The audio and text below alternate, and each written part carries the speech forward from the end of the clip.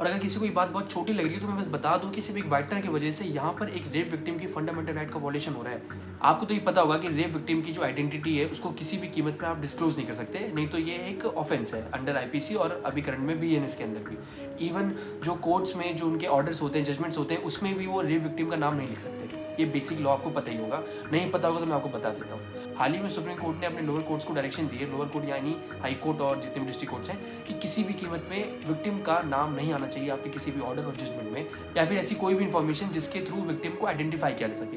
मैं बात कर रहा हूँ रेप विक्टिम की। लेकिन मैं आपको इसकी रियलिटी बताता हूँ। जनरली आप रेप विक्टिम का नाम, उसकी फैमिली का नाम, उसकी एड्रेस, उसका फ़ोन नंबर, लाइक ऐसा कोई भी इन्फॉर्मेशन जो उसकी आइडेंटिटी को डिस्क्लोज कर सके, उसको आप किसी भी डॉक्यूमेंट में नहीं लिख सकते, ये लॉ कहता है।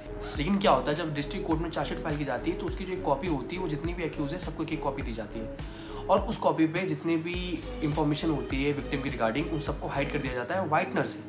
और लिटरली मैंने जितनी भी फाइल्स पढ़ी हैं या इसके अलावा जितनी मैंने सुनी है, देखी हैं, लिटरली आप खाली उस फाइल को इसे हवा में उठाओगे तो लाइट की रोशनी से एक रिफ्लेक्शन आता है जिसमें साफ दिखता है विक्टिम का नाम क्या है, विक्टिम की जो भी इंफॉर्मेशन जहाँ जहाँ उन्हें वाइटनर लगा रखा है। तो अगर ढंग से देखा जाए तो वो काम ढंग से हुआ नहीं। उनके वाइटनर लगाने से विक्टिम की जो इन्फॉर्मेशन है वो छुपी नहीं है, ठीक है। और आप मानोगे नहीं, सिर्फ रेप केसेस में नहीं, इवन पॉक्सो केसेस में भी जो चार्जशीट सबमिट की जाती है उसमें भी कई बार ऐसा होता है कि पुलिस वाले सिर्फ वाइटनर लगाते हैं। कई बार क्या, मेजॉरिटी ऑफ टाइम्स पुलिस वाले सिर्फ वाइटनर लगा के इन्फॉर्मेशन को हाइड करते हैं। तो मेरा कहना है कि अगर ये बात मुझको पता है तो ये बात अथॉरिटीज़ को भी पता होगा, ये बात पुलिस वालों को भी पता होगा जो चार्जशीट सबमिट करते हैं कोर्ट में, उसकी कॉपी एक्यूज को देते हैं। तो अगर उन्हें पता है ये बात, तो उस पर वो एक्शन क्यों नहीं ले रहे, वो उसको सुधारने की कोशिश क्यों नहीं कर रहे? या तो सुप्रीम कोर्ट की डायरेक्शन को बहुत लाइटली लेते हैं, या तो वो पावर में है इसलिए उनको फर्क ही नहीं पड़ता कि सुप्रीम कोर्ट कहता क्या है। और जहाँ तक मेरा मानना है, ये सिर्फ आलस और कामचोरी की वजह से हो रहा है। पुलिस वाले क्या करते हैं कि एक ही बार में सारी कॉपी को प्रिंट कर लेते हैं, फिर बाद में उसमें वाइटनर लगा के जितने भी एक्यूज हैं सबको एक कॉपी दे देते हैं, क्योंकि वो एक लीगल प्रोविजन है। लेकिन अगर पुलिस वाले चाहे तो पहले कंप्यूटर में विक्टिम की इन्फॉर्मेशन को हाइड करके बाद में प्रिंट निकाल के एक्यूज को दे सकते हैं, लेकिन वो नहीं करते क्योंकि इसमें मेहनत लगेगी, इसमें टाइम लगेगा। खाली अथॉरिटीज़ अपनी कामचोरी को थोड़ा कम कर दे तो शायद सुप्रीम कोर्ट की बात की थोड़ी इज्जत रह जाएगी।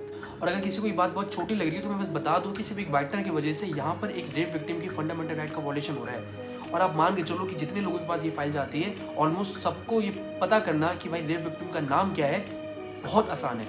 तो लाइक ये एक काइंड ऑफ समझो ये मजाक है सुप्रीम कोर्ट की डायरेक्शंस का, उनकी इतनी जजमेंट्स का। तो अगर कोई एडवोकेट या कोई लॉ इंटर्न जिसने कभी रेप केस की फाइल को पढ़ा है, चार्जशीट को पढ़ा है, तो वो अपने एक्सपीरियंस को कमेंट सेक्शन में जरूर बताना, क्योंकि मेरे लिए तो ये मैटर बहुत सेंसिटिव है। आपके लिए है कि नहीं, ये जरूर दिखना चाहिए कमेंट सेक्शन में।